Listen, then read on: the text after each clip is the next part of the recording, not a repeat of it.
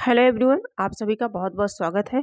साथियों, आज की क्लास में हम सभी संपूर्ण पाठ्यक्रम से कुछ महत्वपूर्ण प्रश्नों को सम्मिलित जो है किया है मैंने और हम सभी इसी प्रश्न को देखेंगे, लगाएँगे और अपनी परीक्षा की तैयारी को और बेहतर बनाने की कोशिश में हमेशा लगे रहेंगे।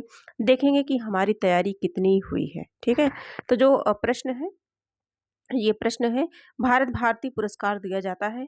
ऑप्शन ए है उत्तर प्रदेश हिंदी संस्थान द्वारा, बी है साहित्य अकादमी द्वारा, सी है ज्ञानपीठ द्वारा और डी है बिरला फाउंडेशन द्वारा।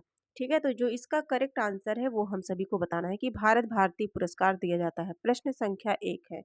तो जो है उत्तर प्रदेश हिंदी संस्थान द्वारा। करेक्ट आंसर हमारा ए होगा, उत्तर प्रदेश हिंदी संस्थान द्वारा। अगले प्रश्न पर चलते हैं। वर्ष 2011 का साहित्य अकादमी पुरस्कार दिया गया। 4 ऑप्शन हमारे समक्ष है। प्रश्न संख्या 2, ऑप्शन ए है रामदरस मिश्र, बी है गोविंद चातक, सी है काशीनाथ सिंह और डी है मंजुल भगत। प्रश्न संख्या 2 का करेक्ट आंसर बताना है। 2011 का साहित्य अकादमी पुरस्कार किसे दिया गया? काशी नाथ सिंह को दिया गया। ठीक है, करेक्ट आंसर हमारा सी हो जाएगा। अगले प्रश्न की बात करें, प्रश्न संख्या 3 है। निर्मल वर्मा को 1985 में किस कृति पर साहित्य अकादमी पुरस्कार मिला? 1985 की बात हो रही है।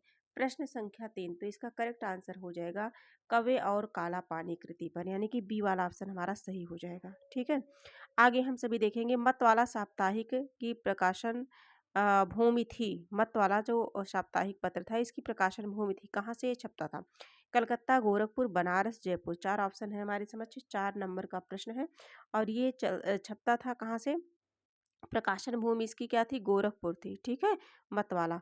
आगे हम सभी देखेंगे। अगला प्रश्न है हमारा, प्रश्न संख्या 5 है। चांद मासिक पत्रिका का प्रकाशन कहाँ से होता था? चांद मासिक पत्रिका का प्रकाशन कहाँ से होता था? प्रश्न संख्या 5। तो चांद मासिक पत्रिका का प्रकाशन इलाहाबाद से होता था। तो इलाहाबाद हमारे करेक्ट आंसर ए में है। ठीक है, करेक्ट आंसर हमारा ए हो जाएगा, ऑप्शन ए में है इलाहाबाद। ठीक, अगले प्रश्न पर देखेंगे। हंस का संपादन किया था। ऑप्शन ए है, देखिए पीजीटी 2002 का बना हुआ प्रश्न है। प्रेमचंद्र, अमृत राय, सी है शिवदान सिंह चौहान, डी है इनमें से सभी। सभी ने। प्रश्न संख्या 6, हंस का संपादन किसने किया था? तो हंस का संपादन प्रेमचंद्र ने किया था। तो प्रेमचंद्र हमारे ए वाले ऑप्शन में है, यानी कि पहला ऑप्शन हमारा सही हो जाएगा। प्रश्न संख्या 7 देखेंगे। हाथ से आत्मकथा की लेखिका है। हाथ से आत्मकथा की लेखिका है। ऑप्शन ए है रमणिका गुप्ता, बी है मन्नू भंडारी, सी है मृदुला गर्ग, डी है मैत्रेयी पुष्पा। 7 नंबर का प्रश्न है। हाथ से जो है रमणिका गुप्ता की आत्मकथा है। हाथ से आत्मकथा जो है इसकी लेखिका कौन है? रमणिका गुप्ता है। ठीक है, करेक्ट। प्रश्न संख्या 7 का करेक्ट आंसर ए हो जाएगा। देखिए, इसमें जितने भी प्रश्नों को सम्मिलित किया गया ये बहुत ही इम्पोर्टेंट प्रश्न है और इन्हें करके आप अपनी तैयारी को परख सकते हैं कि आपकी तैयारी कितनी हुई है। शादी से पेशतर उपन्यास किसका है? ऑप्शन ए है उर्मिला शर्मिला बोहरा, बी है सुधा अरोड़ा, सी है कुसुम खेमानी, डी है मृणाल पांडे। 4 ऑप्शन में से बताना है हमें प्रश्न संख्या 8 का करेक्ट आंसर। तो जो है शादी से पेशतर उपन्यास के लेखक कौन है? इसमें है शर्मिला बोहरा। ठीक है, शर्मिला शर्मिला बोहरा है। करेक्ट आंसर हमारा ए वाला ऑप्शन हो जाएगा। अगले प्रश्न पर चलते हैं। प्रश्न संख्या 9 देखते हैं। दलित उपन्यास साहित्य की पहली रचना है। दलित साहित्य की पहली रचना है। तो अछूत की समस्या, सभी चर्चित होंगे इससे। दलित साहित्य की जो पहली रचना है अछूत की समस्या। ठीक है, अगले प्रश्न पर चलेंगे। प्रश्न संख्या 10 देखेंगे। सूरजपाल चौहान की कहानी है। ऑप्शन ए है द्रोणाचार्य एक नहीं, बी है हैरी कब आएगा, सी है टूटता वहम और डी है सुरंग। सूरजपाल चौहान की कहानी है। 10 नंबर का प्रश्न बताना है। तो ये हैरी कब आएगा, इसके लेखक कौन है? सूरजपाल चौहान की कहानी कौन है? हैरी कब आएगा। करेक्ट आंसर हमारा क्या हो जाएगा? बी हो जाएगा। अगले प्रश्न पर चलते हैं। प्रश्न संख्या 11 देखते हैं। 11 नंबर के प्रश्न को देखते हैं। मेरी कालरिज डायरी के रचनाकार हैं। धर्मवीर भारती, रामधारी सिंह दिनकर, सी है डॉक्टर धीरेन्द्र वर्मा, डी है घनश्याम दास बिरला। 11 नंबर का प्रश्न है। मेरी कालरिज डायरी, ये डॉक्टर धीरेन्द्र वर्मा है। इसका करेक्ट आंसर क्या होगा? डॉक्टर धीरेन्द्र वर्मा। सी वाला आंसर सही हो जाएगा। रघुवीर सहाय की डायरी है। प्रश्न संख्या 12, रघुवीर सहाय की डायरी है। ऑप्शन ए है दिल्ली मेरा परदेश, बी है अंकित होने दो, सी है वन तुलसी की गंध, डी है पंचरत्न। रघुवीर सहाय की डायरी की चर्चा हो रही है कि कौन है। तो प्रश्न संख्या 12 का करेक्ट आंसर हो जाएगा दिल्ली मेरा परदेश, यानी कि दिल्ली मेरा परदेश किसकी है? रघुवीर सहाय की है। ऑप्शन ए सही हो जाएगा। अगले प्रश्न पर चलेंगे। प्लाट का मोर्चा शमशेर बहादुर सिंह की कृति है।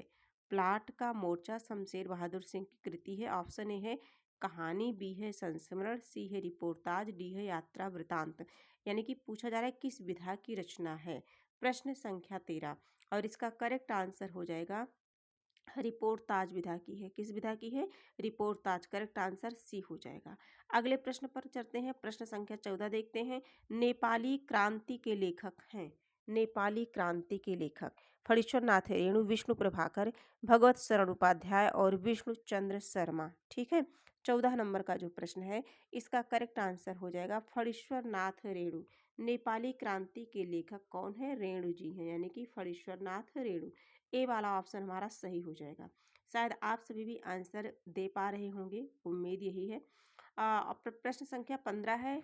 ऋण जल धन जल रिपोर्टाज के लेखक हैं। ऋण जल धन जल रिपोर्टाज के लेखक हैं। ऑप्शन ए है मोहन राकेश, बी है फणीश्वर नाथ रेणु, सी है शरद जोशी, डी है हिमांशु जोशी। 15 नंबर का जो प्रश्न है इसका करेक्ट आंसर हो जाएगा फणीश्वर नाथ रेणु। इसका करेक्ट आंसर क्या होगा? रेणु, यानी कि बी वाला ऑप्शन सही हो जाएगा। 16 नंबर के प्रश्न को देखेंगे। वे लड़ेंगे हजारों साल में कहाँ का चित्रण किया गया है? प्रश्न संख्या 16 पुनः पढ़ना चाहूंगी। वे लड़ेंगे हजारों साल में कहाँ का चित्रण किया गया है? ऑप्शन ए भारत चीन युद्ध, बी है पाकिस्तान बांग्लादेश, सी है अमेरिका जापान युद्ध और डी है भारत पाकिस्तान। 16 नंबर का प्रश्न है और इसका करेक्ट आंसर हो जाएगा भारत पाकिस्तान युद्ध का चित्रण हुआ है, यानी कि भारत पाकिस्तान युद्ध का चित्रण, डी वाला ऑप्शन। ठीक है, अगले प्रश्न पर चलते हैं। प्रश्न संख्या 17, अरे यायावर रहेगा याद अज्ञेय द्वारा किस विधा में लिखी गई है? और ये देखिए पीजीटी 2005 का बना हुआ प्रश्न है। विधा पूछा जा रहा है कि अरे यायावर रहेगा याद किस विधा की है? काव्य, यात्रावृत्ति, जीवनी और डायरी। चारों में से हमें बताना है। 17 नंबर का जो प्रश्न है तो सभी परिचित होंगे। अरे यायावर रहेगा याद ये जो है अज्ञेय की है। अज्ञेय की रचना ये यात्रा वृतांत विधा में है। यात्रा वृत्त, यानी कि बी वाला ऑप्शन हमारा सही हो जाएगा। 18 नंबर के प्रश्न को देखेंगे। अप्रवासी की यात्राएं किसका यात्रा वृतांत है? अप्रवासी डॉक्टर नगेंद्र, बी राहुल सांकृत्यायन, सी बच्चन सिंह और डी हरिवंश राय बच्चन। 18 नंबर का जो प्रश्न है अप्रवासी की यात्राएं ये डॉक्टर नगेंद्र का है। किसका है? डॉक्टर नगेंद्र, यानी कि ए वाला आंसर हमारा सही हो जाएगा। 18 का ए वाला आंसर। तो प्रश्न संख्या 19 देखेंगे। एक बूंद सहसा उछली किसके द्वारा जो है लिखी यात्र विधा है ना? किसके द्वारा लिखित यात्रा वृतांत है? तो अज्ञेय, बी है राहुल सांकृत्यायन, सी है यशपाल, डी है रामवृक्ष बेनीपुरी। एक बूंद सहसा उछली 19 नंबर का जो प्रश्न है इसका करेक्ट आंसर हो जाएगा अज्ञेय। क्या हो जाएगा? अज्ञेय। अज्ञेय हमारे किस ऑप्शन में है? तो ए वाले ऑप्शन में है। ए वाला ऑप्शन हमारा सही हो जाएगा। अगले प्रश्न पर चलेंगे। 20 नंबर का जो प्रश्न है और इस क्लास का ये आखिरी प्रश्न है। मैंने बहुत अधिक प्रश्नों को नहीं रखा है इसलिए क्योंकि जो है सबके पास समय कम है।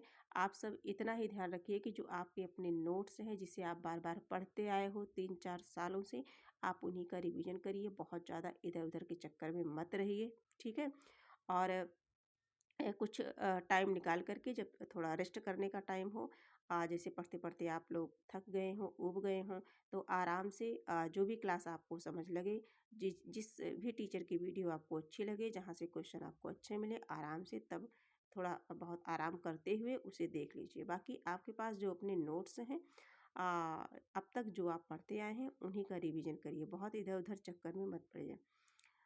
अगला है प्रश्न संख्या 20 जो आखिरी प्रश्न है। पद्म पराग की रचना हुई है। ऑप्शन है ए है 1936 ईस्वी में, सन 1940 में, सी है 1929 में और डी है 1937 में। 20 नंबर का प्रश्न है। इसका करेक्ट आंसर हो जाएगा सन 1929। ठीक है, करेक्ट आंसर इसका सी वाला ऑप्शन सही हो जाएगा। तो आज की क्लास में मैंने 20 प्रश्नों को सम्मिलित किया है। यदि आप इसी तरह से और प्रश्न करना चाहते हैं तो कमेंट में अपने सुझाव अवश्य लिखें। और हाँ, किस टॉपिक पर आप प्रश्नोत्तरी करना चाहते हैं, कौन से टॉपिक को आप पढ़ना चाहते हैं, आप कमेंट के माध्यम से बता सकते हैं, अपने विचार व्यक्त कर सकते हैं और उस टॉपिक पर पूरी कोशिश रहेगी प्रश्नोत्तरी करने की। ठीक है, तो आज के लिए इतना ही। बाकी आप सभी स्वस्थ रहिए और अच्छे से अपनी पढ़ाई को लगातार करते रहिए। हम फिर मिलेंगे कुछ महत्वपूर्ण प्रश्नों को लेकर के, कुछ महत्वपूर्ण तथ्यों को लेकर के। बीच बीच में ऐसे आप सभी के समक्ष उपस्थित होते रहेंगे और रिवीजन होता रहेगा।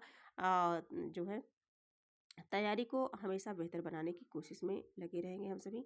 बाकी आज के लिए इतना ही। और हाँ, यदि जो है इसी तरह से क्लास पाने के लिए प्रियंका हिंदी अकेडमी चैनल को लाइक सब्सक्राइब करना ना भूलें और हो सके तो अपने कुछ मित्रों तक शेयर कर दें। आप सभी के प्रेम और सपोर्ट की मुझे बहुत ही आवश्यकता है।